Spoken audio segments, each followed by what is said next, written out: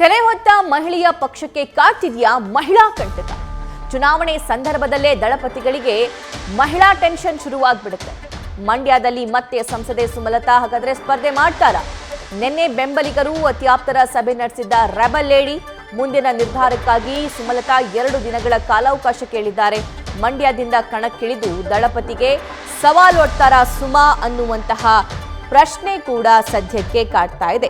ತುಂಬಾ ದಿನ ವೇಟ್ ಮಾಡಿದ್ರು ಬಿಜೆಪಿಯ ಅಭ್ಯರ್ಥಿ ಅವರಾಗ್ತಾರೆ ಅಂತ ಹೇಳಿ. ಆದ್ರೆ ಯಾವಾಗ ಮೈತ್ರಿ ಅಭ್ಯರ್ಥಿಯಾಗಿ ದಳದಿಂದ ಅಲ್ಲಿ ಕುಮಾರಸ್ವಾಮಿ ಅವರು ಕಂಟೆಸ್ಟ್ ಮಾಡ್ತಾ ಇದ್ರು, ಈಗ ಸುಮಲತಾ ಅವರು ತಮ್ಮ ನಿರ್ಧಾರವನ್ನ ಬದಲಾಯಿಸಿದ್ದಾರೆ. ಈ ಬಗ್ಗೆ ಮತ್ತಷ್ಟು ಲೈವ್ ಡೀಟೇಲ್ಸ್ ನಮ್ಮ ಪೊಲಿಟಿಕಲ್ ಕರೆಸ್ಪಾಂಡೆಂಟ್ ಮಂಜುನಾಥ್ ನೀಡ್ತಾ ಹೋಗ್ತಾರೆ. ಮಂಜುನಾಥ್, ಯಾವಾಗೆಲ್ಲ ಎಲೆಕ್ಷನ್ ಬರುತ್ತೆ ಆವಾಗೆಲ್ಲ ದಳಪತಿಗಳಿಗೆ ಸ್ಪೆಷಲಿ JDS ಪಕ್ಷಕ್ಕೆ ಈ ಮಹಿಳಾ ಮಣಿಗಳ ಕಂಟಕ ಶುರುವಾಗ್ಬಿಡುತ್ತೆ. ಸುಮಾ ಇನ್ ಕೇಸ್ ಕಂಟೆಸ್ಟ್ ಮಾಡಿದ್ರೆ ಕುಮಾರಸ್ವಾಮಿ ಅಸಿಡಿಟಿ, ಗ್ಯಾಸ್ಟ್ರಿಕ್, ಅಜೀರ್ಣ ಒಂದಲ್ಲ ಒಂದು ಹೊಟ್ಟೆ ಸಮಸ್ಯೆ. ಅದಕ್ಕೆ ನಾನು ಅಮೃತ ಬಿಂದು ಟ್ಯಾಬ್ಲೆಟ್ನ ಯೂಸ್ ಮಾಡ್ತೀನಿ. ಅಮೃತ ಬಿಂದು ಮನೇಲಿದ್ದಾಗ ಸಿರಪ್, ಟೂರಲ್ಲಿದ್ದಾಗ ಟ್ಯಾಬ್ಲೆಟ್. ಅವರಿಗೆ ಏನೆಲ್ಲ ಡ್ಯಾಮೇಜ್ ಆಗಬಹುದು?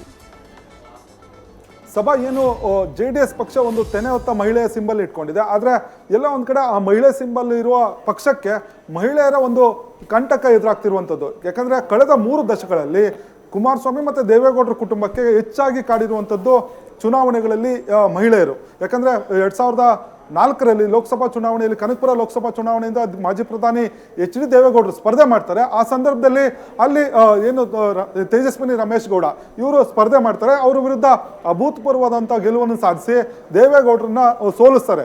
ಜೊತೆಗೆ ಅದಾದ ನಂತರ 2019ರ ಲೋಕಸಭಾ ಚುನಾವಣೆ ಸಂದರ್ಭದಲ್ಲಿ ಕೂಡ ಏನು ರಾಜ್ಯದಲ್ಲಿ ಕಾಂಗ್ರೆಸ್ ಮತ್ತು JDS ಸರ್ಕಾರ ಇದ್ರು ಕೂಡ ಜೊತೆಗೆ ಕುಮಾರಸ್ವಾಮಿ ಅವರು ಮುಖ್ಯಮಂತ್ರಿಗಳಾಗಿರ್ತಾರೆ. ಆ ಸಂದರ್ಭದಲ್ಲಿ ಪುತ್ರ ನಿಖಿಲ್ ಕುಮಾರಸ್ವಾಮಿ ಅವರು ಮಂಡ್ಯದಲ್ಲಿ ಸ್ಪರ್ಧೆ ಮಾಡ್ತಾರೆ. ಆಗಿದ್ರೂ ಕೂಡ ಏನು ಸ್ವಾಭಿಮಾನದ ಹೆಸರಿನಲ್ಲಿ ಸುಮಲತಾ ಅವರು ಸ್ಪರ್ಧೆ ಮಾಡ್ತಾರೆ. ಆ ಸಂದರ್ಭದಲ್ಲಿ ಸುಮಲತಾ ಅವರು ನಿಖಿಲ್ ಅವರನ್ನು ಸೋಲಿಸಿ ಒಂದು ವಿಜಯ ಪತಾಕೆಯನ್ನು ಆರಿಸುವಂಥ ಕೆಲಸವನ್ನು ಮಾಡ್ತಾರೆ. ಇನ್ನು ಈಗ 2024ರ ಒಂದು ಲೋಕಸಭಾ ಚುನಾವಣೆ ಬಂದಿದೆ. ಈ ಒಂದು ಲೋಕಸಭಾ ಚುನಾವಣೆಯಲ್ಲಿ JDS BJP ಮೈತ್ರಿ ಮಾಡಿಕೊಂಡು ಈ ಒಂದು ಕ್ಷೇತ್ರವನ್ನು JDS ತನ್ನ ತೆಕ್ಕೆಗೆ ತೆಗೆದುಕೊಂಡಿರುವಂಥದ್ದು. ಆದರೆ ಸುಮಲತಾ ಅವರು ಬಿಜೆಪಿಗೆ ಏನು ಬೆಂಬಲವನ್ನು ಕೊಟ್ಟು ಬಿಜೆಪಿ ಜೊತೆ ಒಂದಷ್ಟು ಹೊಂದಾಣಿಕೆಗಳನ್ನು ಮಾಡಿಕೊಂಡು ತಮಗೆ ಈ ಒಂದು ಕ್ಷೇತ್ರ ಸಿಗುತ್ತೆ ಅನ್ನೋ ಒಂದು ಲೆಕ್ಕಾಚಾರದಲ್ಲಿದ್ರು. ಆ ಒಂದು ಲೆಕ್ಕಾಚಾರ ಈಗ ಸುಮಲತಾ ಅವರಿಗೆ ಹಿನ್ನಡೆ ಆಗಿರುವಂಥದ್ದು. ಹೀಗಾಗಿ ನಿನ್ನೆ ತಮ್ಮ ಬೆಂಬಲಿಗರ ಒಂದು ಸಭೆಯನ್ನು, ಬಹಿರಂಗ ಸಭೆಯನ್ನು ಕರೆದಿದ್ರು. ಈ ಸಭೆಯಲ್ಲಿ ಒಂದು ಅಭಿಪ್ರಾಯ ಕೂಡ ವ್ಯಕ್ತವಾಗಿದೆ. ಸುಮಲತಾ ಅವರು ಇಂಡಿಪೆಂಡೆಂಟ್ ಆಗಿ ಸ್ಪರ್ಧೆ ಮಾಡಬೇಕು ಅನ್ನೋ ಒಂದು ಕೂಗು ಕೂಡ ಕೇಳಿ ಬಂದಿರುವಂಥದ್ದು. ಹೀಗಾಗಿ ಸುಮಲತಾ ಅವರು ಏನು ಇದೇ ತಿಂಗಳ 3ನೇ ತಾರೀಕು ಮಂಡ್ಯದಲ್ಲಿ ತಮ್ಮ ನಿರ್ಧಾರವನ್ನು ಘೋಷಣೆ ಮಾಡುವ ಸಾಧ್ಯತೆ ಇರುವಂಥದ್ದು. ಆದರೆ ಸುಮಲತಾ ಅವರು ಬಹುತೇಕ ಸ್ಪರ್ಧೆ ಮಾಡುವ ಇಚ್ಛೆಯನ್ನು ಕೂಡ ವ್ಯಕ್ತಪಡಿಸಿದ್ದಾರೆ ಅನ್ನೋ ಒಂದು ಮಾಹಿತಿಗಳು ಕೂಡ ಇರುವಂಥದ್ದು. ಯಾಕಂದರೆ ಸುಮಲತಾ ಅವರು ತಮ್ಮ ಮಂಡ್ಯ ಜೊತೆ ಸಾಕಷ್ಟು ಅಭಿನವ ಸಂಬಂಧವನ್ನು ಇಟ್ಕೊಂಡಿದ್ದಾರೆ. ಹೀಗಾಗಿ ಅಲ್ಲಿ ಸ್ಪರ್ಧೆ ಮಾಡಬೇಕು ಅನ್ನೋದು ಅವರ ಒಂದು ಲೆಕ್ಕಾಚಾರ ಆಗಿರುವಂಥದ್ದು. ಹೀಗಾಗಿ ಕುಮಾರಸ್ವಾಮಿ ಅವರಿಗೆ ವಿರುದ್ಧ ಈಕೆ ಕೂಡ ಸುಮಲತಾ ಅವರು ಸ್ಪರ್ಧೆ ಮಾಡಿದ್ರೆ ಎಲ್ಲೋ ಒಂದು ಕಡೆ ಅದು ಮತ್ತೆ ಮಹಿಳಾ ಕಂಟಕ ದಳಪತಿಗಳಿಗೆ ಎದುರಾಗುತ್ತಾ ಅನ್ನೋ ಒಂದು ಚರ್ಚೆ ಕೂಡ ರಾಜಕೀಯ ವಲಯದಲ್ಲಿ ನಡೀತಾ ಇರುವಂಥದ್ದು.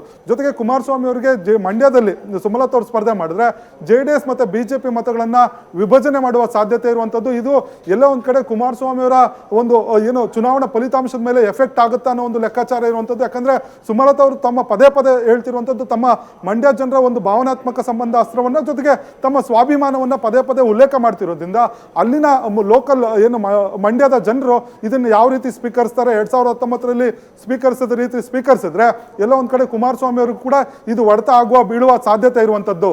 ಸಭಾ, thank you Manjunath. News first ನಿರ್ಭೀತಿಯಿಂದ ನಿಮ್ಮ ಪರವಾಗಿ.